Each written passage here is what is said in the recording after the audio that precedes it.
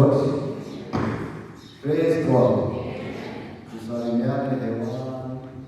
Let's have our seats. Shall we pray?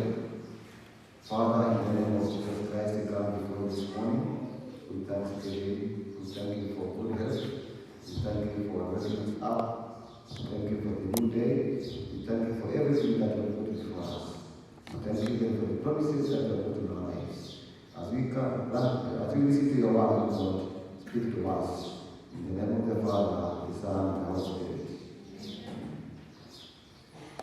Good morning once again. Welcome to this service, which is being led by Macedonia. Macedonia is a block of this church. If you go to the Acts of the Apostles, you will find what Macedonians did. And through the word of God, there is power in the name. When you are named Macedonia, we behave like Macedonians who are in the Bible. You are very generous as they were. Macedonians were very generous. Even when they were standing in Jerusalem, they gave beyond what the apostles expected. So all Macedonians in the house feel blessed. Can you raise up our hand, Macedonians who are in the house? You can even stand. Let us be seen. Macedonians in the house. Let us clap for them. My name is Abraham Kilagai. I'm Macedonian, and I'm proud to be Macedonian. Before I go into the sermon, let me give a little background of how Blocks came about. In about the year 1998-99, when the then vicar, Reverend Ongata, found that the church was growing, he found it necessary to divide us into blocks. In other words, he decided to devolve the church services into blocks. There were 9 blocks then. And from those 9 blocks, there was born a church called St. Michael and All Angels. There was born a church called St. Thomas, Masai Lodge.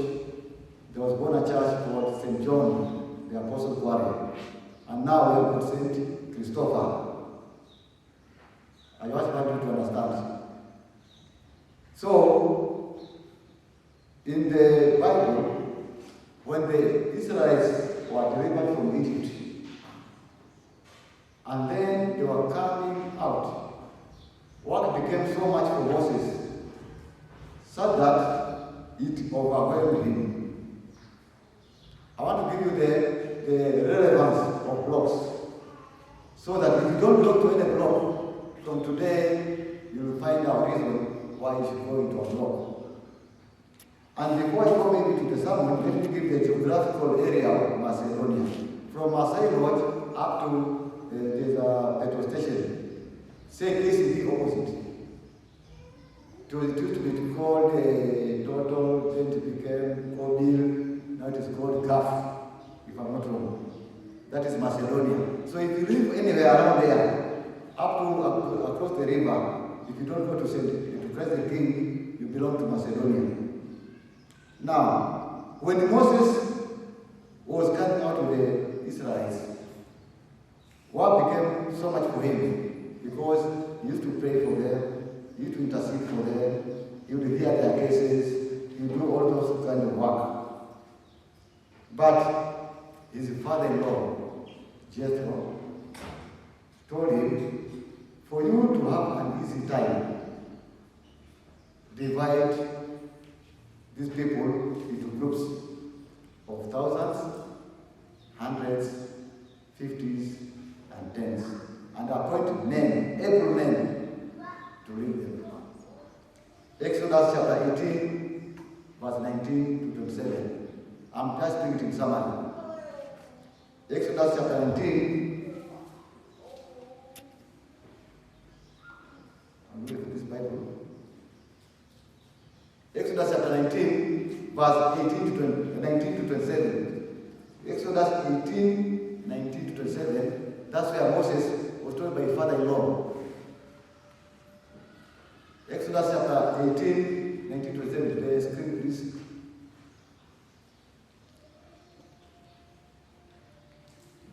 Jethro is advising his son-in-law, listen now to my voice. I will give you counsel, and God will be with you. Stand before God for the people, so that you may bring the difficulties to God. And you shall teach them the statutes and the laws, and show them the way in which they must walk, and the work they must do.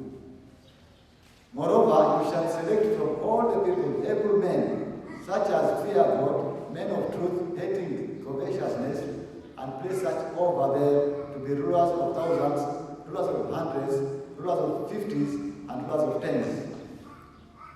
And let them judge the people at all times. Then it will be that every great matter they shall bring to you, but every small matter they themselves shall judge. So it will be easier for you, for they will bear the burden with you.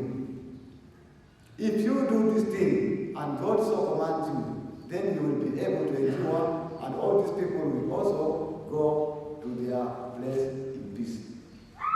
Brothers and sisters, the vicar of this church cannot reach all of us at the same time. That's why we have blocks. So that those small matters, we can handle them at block level. Then those big matters, we bring them to the vicar, because Moses was told, then you can intercede to them with God. So that the matters that are big, you bring them to God. Because Moses was having direct communication with God. So, those small issues, marital problems, school fees, medical issues, small disputes, handle them at block level. Then the bigger issues, marriage ceremonies, burials, baptism, confirmation, and such things bring to the vicar. That's the Bible. That's what Jethro was advising Moses. So that work can become easier. So that everybody can be happy. Because can you imagine 400,000 people, but we're talking 400,000 men, women and children were not counted, coming to one person every day with issues. You can imagine how, and the day has got how many hours? 24. Sleeping hours are supposed to be 8. Now, imagine with those 16 hours serving 400,000 people. It can be overwhelming. Moses followed his father-in-law's advice, and I think he had now he started sleeping. Imagine this is a man who is supposed to serve people, he's supposed to serve his family, and he's supposed to serve himself, and supposed to worship God. At the same time, solve the issues. It can be overwhelming, isn't it? So Moses followed the advice of the father-in-law. Likewise, the then vicar of this church, the Reverend Oriel, found that the work was becoming overwhelming.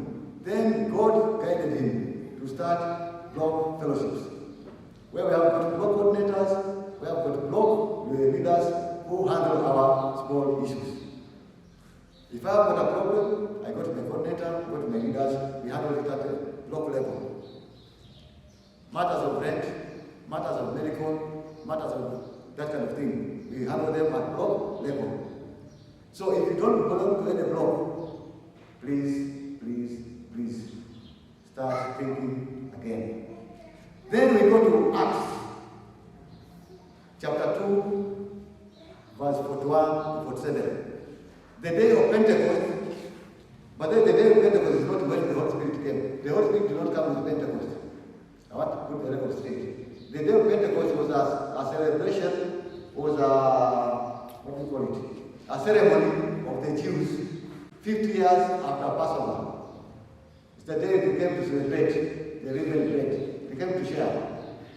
But the Holy Spirit was sent on that day. You remember Jesus was crucified during Passover as a sacrifice. Then the Holy Spirit came during the day of bread. Now, Acts chapter 2, 41 to 47.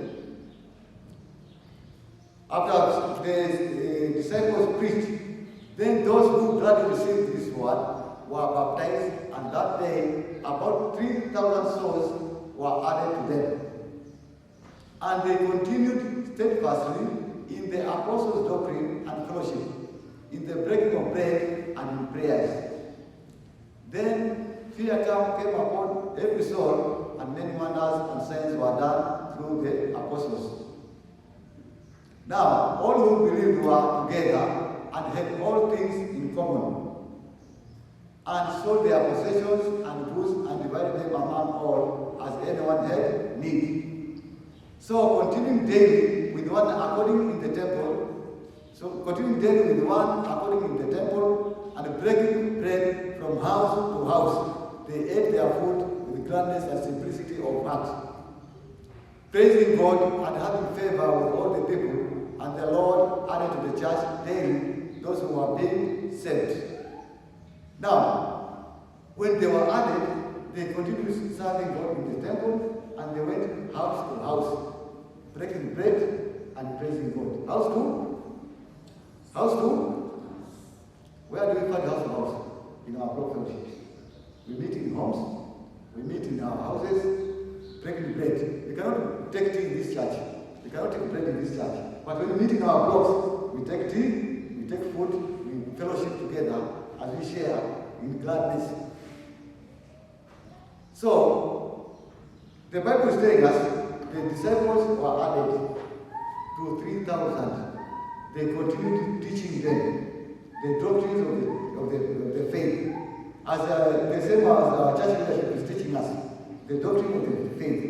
But we have to continue meeting together in our houses, breaking bread and fellowshipping with gladness. Brothers and sisters, block fellowships are not a waste of time. If you go to chapter 12, verse 2 to 18, we find persecution had come. Persecution had come. James was put to death. They arrested Peter and put him in prison. But because it was the day of Passover, they could not do anything to him. They had to keep him overnight for the next day. Chapter 12, verse 2 to 18. Let us scroll together. Let us go on. When the people gathered in a house, let us read quickly. Then he killed James, that is the Herod.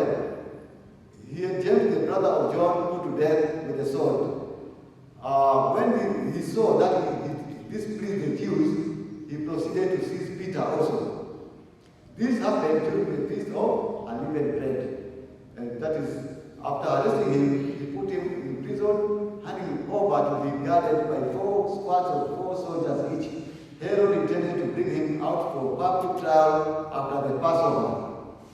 So Peter was kept in prison, but the church was earnestly praying to God for him. The night before Herod was to bring him to that trial, Peter was sleeping between 2 soldiers bound with 2 chains, and sentries stood guard at the entrance. Suddenly, an angel of the Lord appeared, and a light shone in the cell. He struck Peter on the right side and woke him up. "Quick, get up," he said, and the chains fell off Peter's wrists. Then the angel said to him, "Put on your clothes and sandals." And Peter did so. "Wrap your cloak around you and follow me," the angel told him. Peter followed him out of the prison, but he had no idea that what the angel was doing was really happening. He thought he was seeing a vision. They passed the first and second guards and came to the iron gate leading to the city. It opened for them by itself, and they went through it. When they had walked the length of one street, suddenly the angel left him.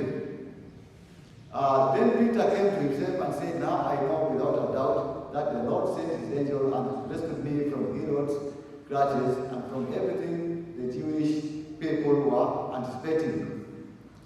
When this had dawned on him, he went to the house of Mary, the mother of John.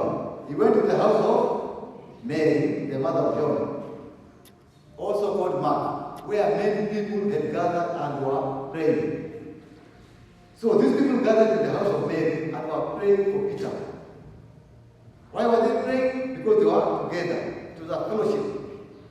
Peter knocked at the outer entrance, and a servant girl named Rhoda came to answer the door.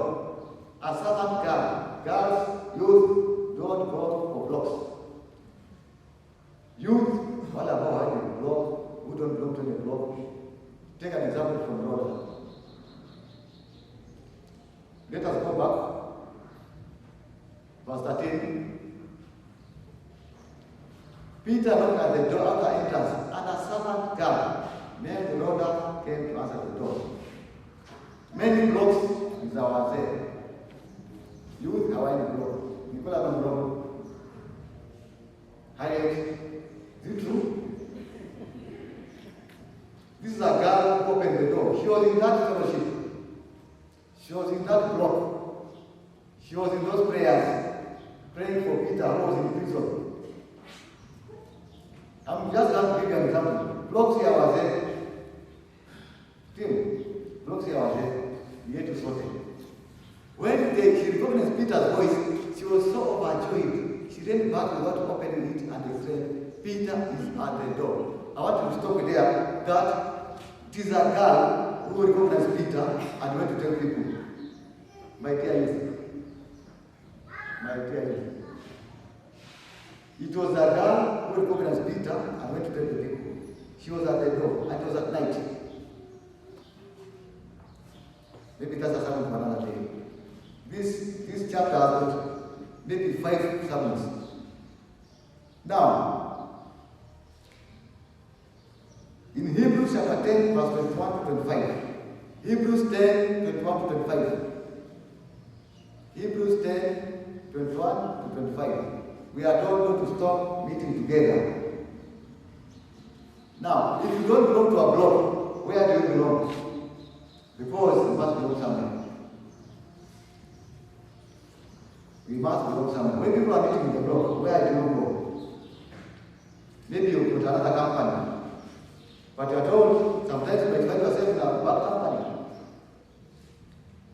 1 Corinthians 15:33 says, bad company corrupts good morals.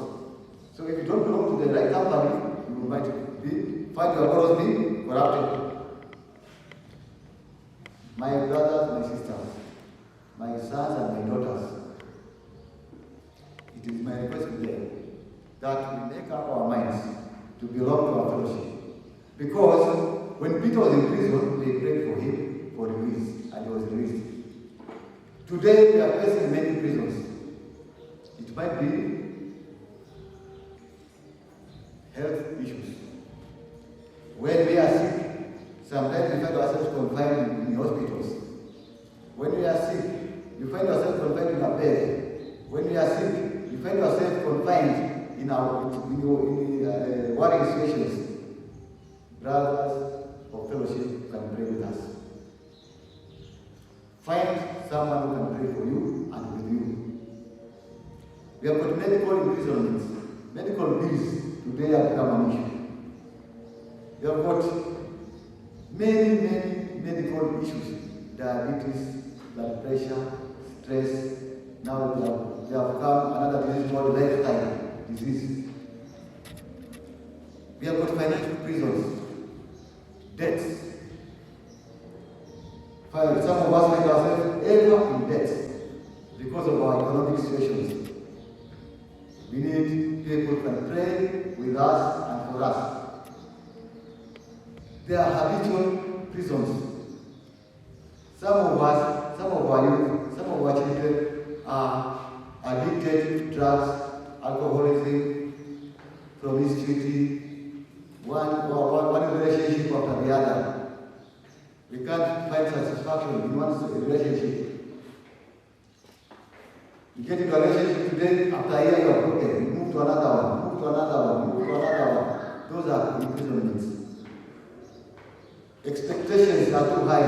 Those are imprisonments. We need people who can pray with us and pray for us. We have got joblessness. Who may say, as many degrees, maybe as a thermometer, but they are not jobs. You need someone who can pray with you and pray for you. But how do we pray unless we know you?